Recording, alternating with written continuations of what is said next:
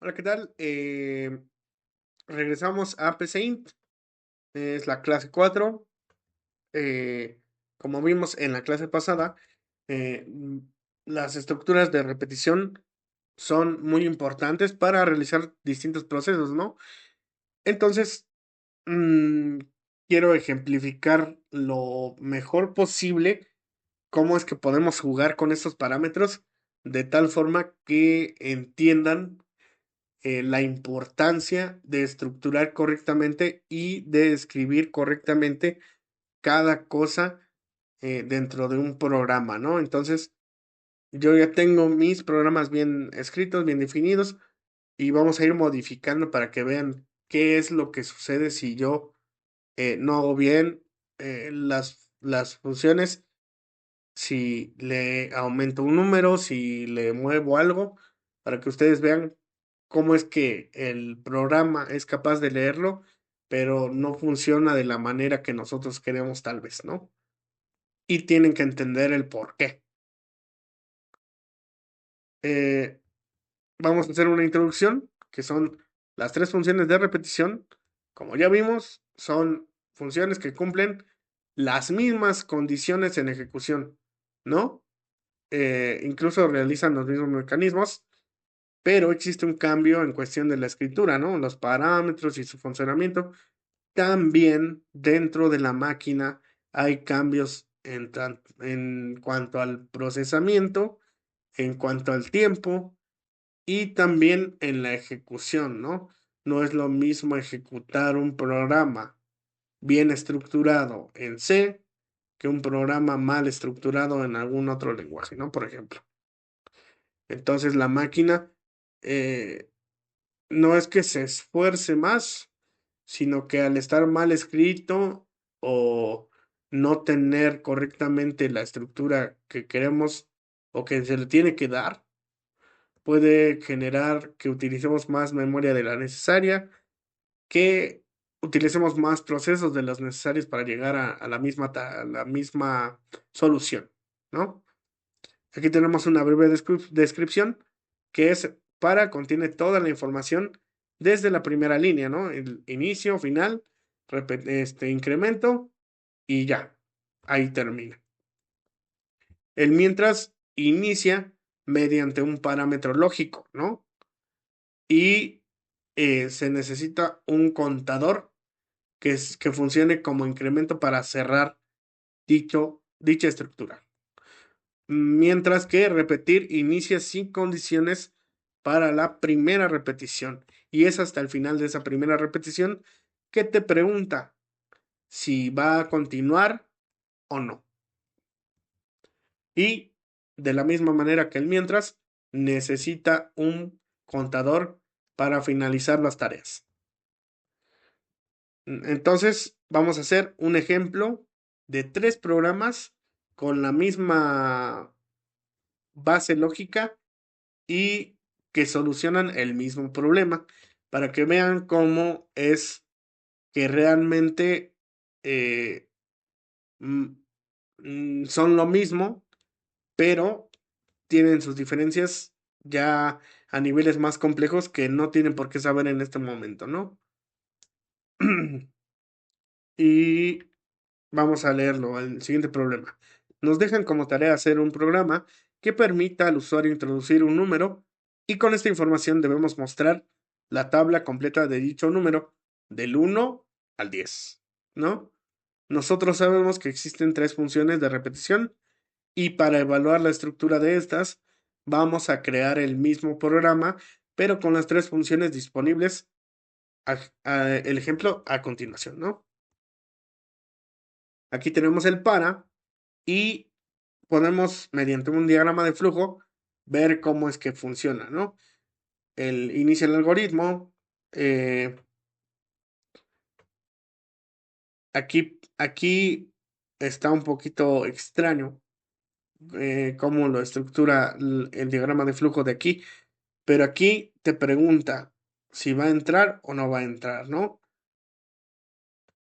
Aquí tenemos el inicio, que es 1 del lado izquierdo, el incremento, que también es 1, O sea, uno por uno, uno por uno, uno por uno.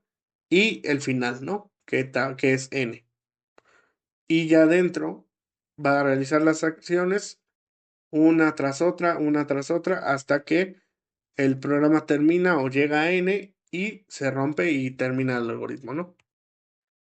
Aquí tenemos el primer para, bueno, eh, la primera tabla compara y nos pregunta, ¿qué tabla quieres conocer hoy? Leemos n, que es nuestra tabla, y definimos nuestro para con inicio en 1 y asignado a 1 hasta 10, que es nuestro final, ¿no? Con paso 1, es decir, con incremento 1, 1 por 1, 1 por 1, 1 por 1. ¿Qué va a hacer? Va a hacer lo siguiente. Va a escribir tabla, índice I, porque va a escribir índice 1, índice 2, índice 3 y así. Va a cerrar el corchete y luego nos va a mostrar el resultado, que es índice por n, ¿no? Como es la tabla de n, pues va a ir 1 por n, 2 por n, 3 por n, 4 por n hasta 10. Una vez terminado eso, va a finalizar el para y luego va a escribir. Esa es la tabla del, luego va a mostrar n, porque el usuario escogió la tabla, y va a decir, no lo olvides, ¿no? Así, ahí termina nuestro programa para hacer una tabla del 1 al 10, compara. Lo tenemos mientras. Aquí ya se puede ver mejor o más entendible, que es, entra nuestro algoritmo, pregunta si i es menor a n, si es falso, entonces se sale, pero como este parámetro se cumple, va a realizar una acción y se va a ciclar de tal forma que i sea mayor que n y ya se pueda salir del mientras, ¿no? Aquí dentro de las acciones tenemos que recalcar que hay un incremento.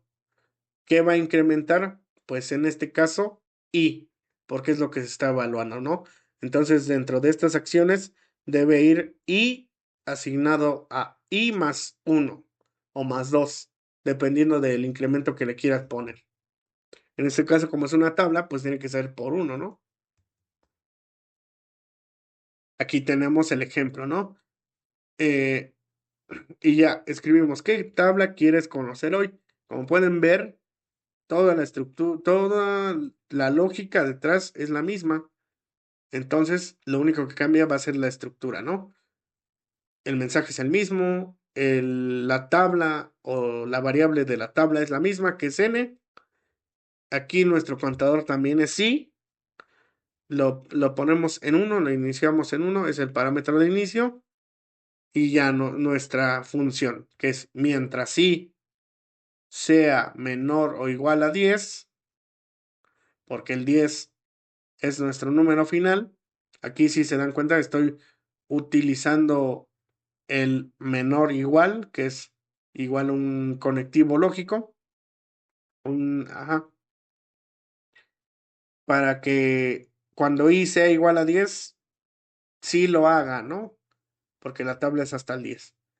Entonces, ¿qué va a hacer? Va a escribir lo mismo, tabla, índice, que sí, cierra el índice y luego va a mostrar i por n, que n es nuestra tabla, recordemos, y i es nuestro incremento. Y ya abajo, para completar nuestras acciones que son necesarias para que no se haga infinito nuestro ciclo, pues es el incremento, ¿no? Para no hacer repeticiones infinitas, como dice, o lo que sería en para con paso, ¿no? Que es i asignado a i más 1. Cuando i sea 11, va a salir, va a volver a preguntar, 11 es mayor o igual a 10, no menor o igual a 10. Como no se cumple, entonces termino.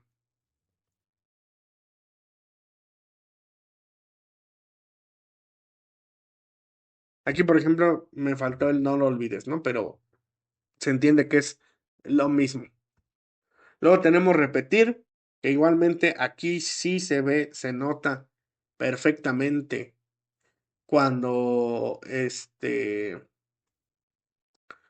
cómo es que funciona, ¿no? Aquí entra directo, hace las acciones, que dentro de estas acciones también tiene que haber el incremento, y luego pregunta si es verdadero o si es falso. Aquí la diferencia es que si el parámetro se cumple, entonces termina, mientras que si no se cumple, vuelve a realizarlo, ¿no? Antes era al revés, si se cumplía, seguía el ciclo, si no se cumplía, se cortaba. Pues aquí es lo contrario, ¿no? Entonces, dentro de estas acciones también tiene que haber incremento. ¿M? Entonces, aquí está, como pueden ver, la lógica es la misma, la estructura es lo diferente. ¿Qué tabla quieres conocer hoy? Pues la tabla de n. Eh, Inicializamos en 1 nuestra i, que es nuestro índice, y damos en repetir. Repetir, ¿qué es lo que va a repetir? Pues va a escribir la tabla con el índice y luego va a mostrar el resultado de la tabla. Luego va a hacer el incremento o el compaso, sería, ¿no? En para, y va a preguntar, ¿hasta cuándo va a ser? Pues hasta que i sea mayor a 10. ¿Por qué? Porque va a ser hasta 10, va a repetir, o sea, va a hacer la tabla del 10, luego va a incrementar a 11 y va a preguntar, ¿y igual hay i mayor a 10? Pues sí, ¿no? Porque ya va a ser 11. Por eso tienen que entender, tienen que tener bien entendidos cuál es la lógica detrás. Este sería el fin del alcance, pero vamos a modificar un poquito los programas. Aquí tenemos los programas, por ejemplo, en para, si digamos, a ver, no sé si se ve. Digamos, aquí le ponemos 2, ¿no? Que es el incremento. Para que se vea. Si tenemos un incremento de 2 y yo pido una tabla, pues me va a sacar solo los impares, ¿no? Porque va de 1 hasta 10, pero recordemos que en 10 se frena, entonces va a saltarse el 10 porque va a ir de 2 en 2, ¿no? Entonces tenemos 5, 15, 25, solo los impares, ¿no? Si le pongo con paso 3, igual, va a ir de 3 en 3, 1, 4, 7 y 10, ¿no? Entonces, esto ya está estructurado. Supongo que se entiende bien cómo es que funciona, este, cómo es que se escribe el para, ¿no? Cómo es que se estructura y se mantiene su lógica. Aquí lo que más me interesa es que entiendan esto. Como saben, pues este es el incremento. Ya vimos que si le ponemos 2, pues incrementa y se incrementa y se incrementa. Pero si yo le quito esto y le doy a dar, se cicla, ¿ya vieron? Se sigue hasta que mi computadora no lo puede soportar y se rompe, ¿no? En este caso, pues es un número, así que repite un número, un número, un número, y para que se congele mi computadora, pues es difícil, ¿no? Por eso tiene que tener este incremento. En sí, toda esta línea cumple esa función, ¿no? Para que no se haga infinitas repeticiones. Asimismo, ejemplo, yo quito esto y lo pongo de este lado.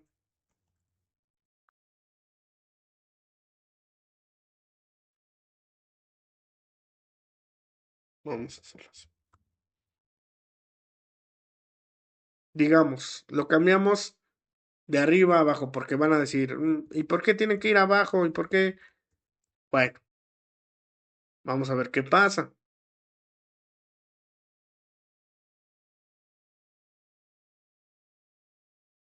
Como vieron, se inicializa en uno, aquí está. Luego entra, como es uno, pues entra, ¿no? Porque si es menor que 10. Entonces, lo primero que hace es incrementar, entonces, y ya vale 2.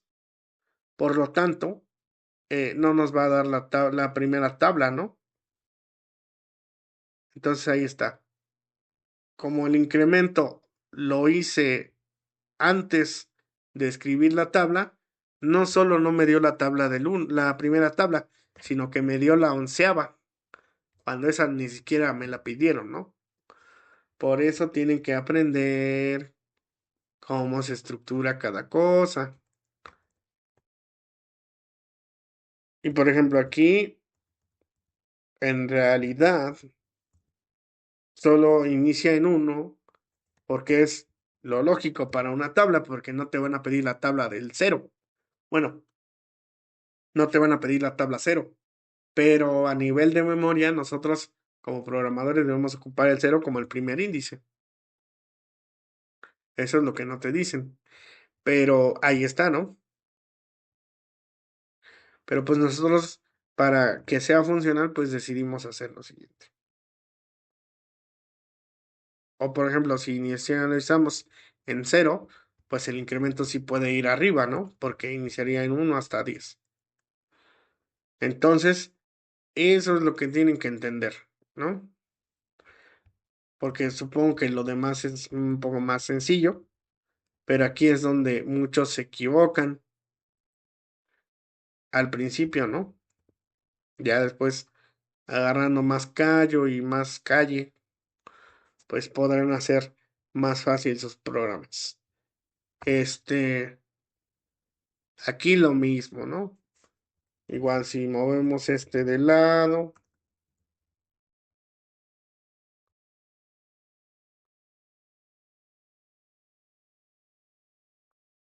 pasa exactamente lo mismo, ¿no? Por eso va abajo o va arriba según lo que necesite tu programa. Por ejemplo, si yo le muevo aquí, como inicia en cero, y la primera acción que hace es incrementar, pues entonces sí va a funcionar, ¿no? Pero como les digo, aquí hay un error, ¿no?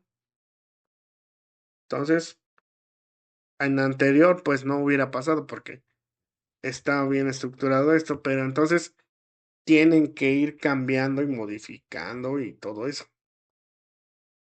Por eso tienen que aprender a hacerlo bien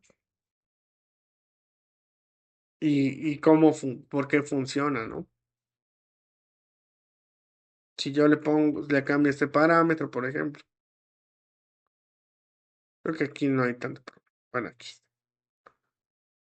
como pueden ver, no hizo la repetición 10 porque dice que es hasta que y sea mayor o igual.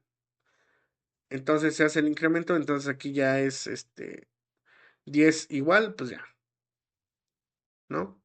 Y si todavía, por ejemplo, le hago esto, o no sé,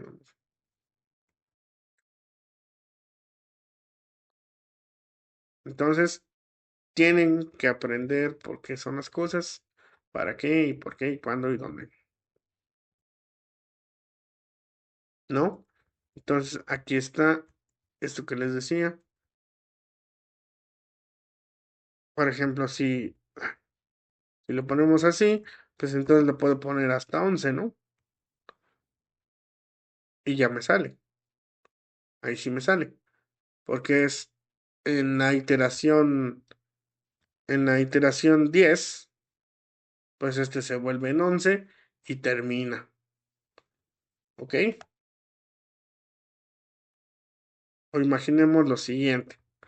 Por eso les digo que tienen que fijarse bien, porque así es como estaba, ¿no? Y tú decimos, bueno, y si y es 11, porque queremos que no haya errores, ¿no? Si es 11 y se va a ciclar hasta que sea 10, mayor a 10, ¿qué es lo que va a hacer? Ah, pues va a ser la primera iteración, porque aquí no pregunta, ¿no? Entonces lo hace directamente. Ya desde ahí ya hay un error, porque no está haciendo lo que debería hacer. Si es restrictivo, tiene que ser restrictivo. No puede, a pesar de que son errores que uno piensa que no pueden pasar, lamentablemente sí pueden pasar y puede echar a perder este programa. Por ejemplo, aquí es pequeño y tenemos facilidad de corregir, pero como ya dije antes, en programas más grandes, más complejos, pues no va a ser tan fácil encontrar un error de ese estilo, ¿no? Y si está generando un número aleatorio que sea mayor que 10 o que nuestro parámetro, pues ya desde ahí ya está mal todo. Entonces, nos vemos en la siguiente clase, que sería a las 5, ¿no? Me parece. Adiós, chao.